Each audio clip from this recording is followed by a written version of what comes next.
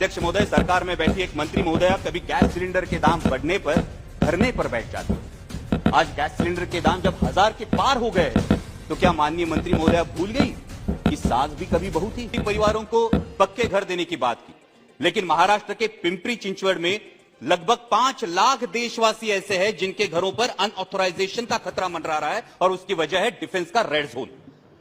अध्यक्ष महोदय, यह ताज्जुब की बात है कि जिन अंग्रेजों से आजादी का अमृतकाल हम मना रहे हैं, उन्हीं अंग्रेजों के जमाने का कानून है डिफेंस एक्ट 1903 और उसके अनुसार पिंपरी चिंचवड़ में डिफेंस ने रेड जोन लगाया है। उसकी मर्यादा है 2000 यार्ड।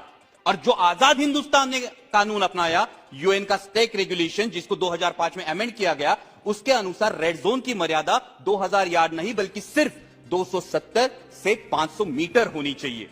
तो मेरा अनुरोध है कि अंग्रेजों के इस कानून को त्याग कर अमृतकाल में पिंपरी चिंचवड़ तथा देश के अन्य 13 राज्यों में यह समस्या है, वहां 500 मीटर के आगे रिस्ट्रिक्शंस हटाकर देशवासियों को राहत मिले।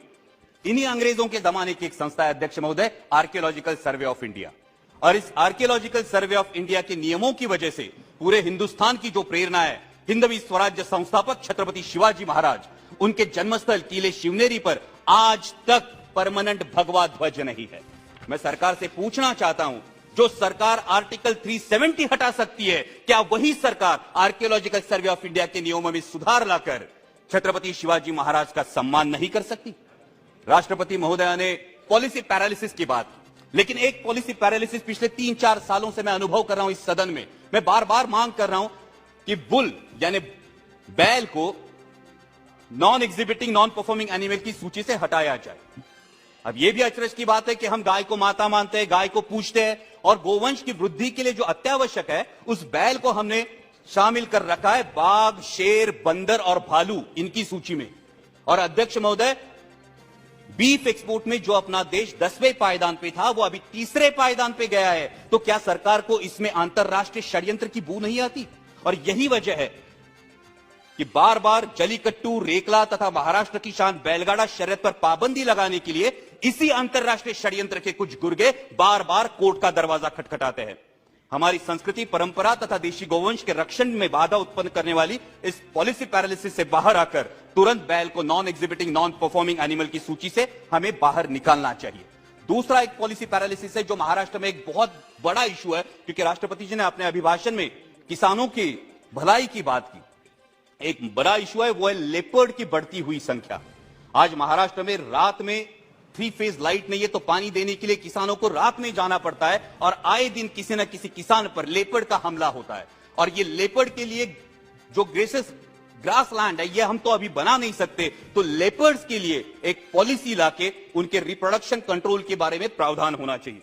राष्ट्रपति जी ने लोकतंत्र की जननी कहकर देश का सम्मान किया, लेकिन उसी लोकतंत्र में मेरे सहयोगी सांसद जो सामरिक दृष्टया अति महत्वपूर्ण लक्षद्वीप आइलैंड से चुनकर आए हैं, उन मोहम्मद फैजल जी के साथ होता अन्याय दुर्भाग्यपूर्ण है। एक सेशन कोर्ट वर्डिक्ट देता है और इमीडिएटली उनको डिस्क्वालीफाई किया जाता है और 1 हफ्ते के अंदर, अध्यक्ष महोदय, सिर्फ 1 हफ्ते के अंदर बाई इलेक्शन का नोटिस भी निकलता है। हाई कोर्ट की अपील का इंतजार भी नहीं किया जाता। हाई कोर्ट में अपील की जाती है, हाई कोर्ट का जो डिसीजन आता है उसमें सेशन कोर्ट के डिसीजन को खारिज किया जाता है और आज 13 दिन हो गए, लेकिन मेरे सहयोगी सांसद मोहम्मद फैजल जी को पार्लियामेंट्री प्रोसीडिंग्स में शामिल नहीं किया गया क्योंकि उनका डिस्क्वालिफिकेशन अभी तक रिवोक नहीं किया गया। मेरी सदन से मांग है कि उनका डिस्क्वालिफिकेशन रिवोक किया जाए और लोकतंत्र की शान और लक्षद्वीप के अपने देशवासियों का विश्वास दोनों को बचाया जाए। राष्ट्रपति जी ने अपने अभिभाषण में अर्थव्यवस्था विश्व में 5वें पायदान पर पहुंचने की बात की और हम सभी को गर्व है इस बात का, लेकिन हम मिडिल क्लास लोग हैं अध्यक्ष महोदय, 1 लाख करोड़ में 1 पे कितने जीरो लगते हैं ये हमें पता नहीं, क्योंकि मेरे देश के 90% देशवासियों को सिर्फ इन सवालों से मतलब है कि आज पेट्रोल का दाम क्या है, आटे दाल का भाव क्या है, गैस सिलेंडर के दाम क्या है। अध्यक्ष महोदय, सरकार में बैठी एक मंत्री महोदया कभी गैस सिलेंडर के दाम बढ़ने पर धरने पर बैठ जाती थी। आज गैस सिलेंडर के दाम जब 1000 के पार हो गए तो क्या माननीय मंत्री महोदया भूल गई कि सास भी कभी बहू थी?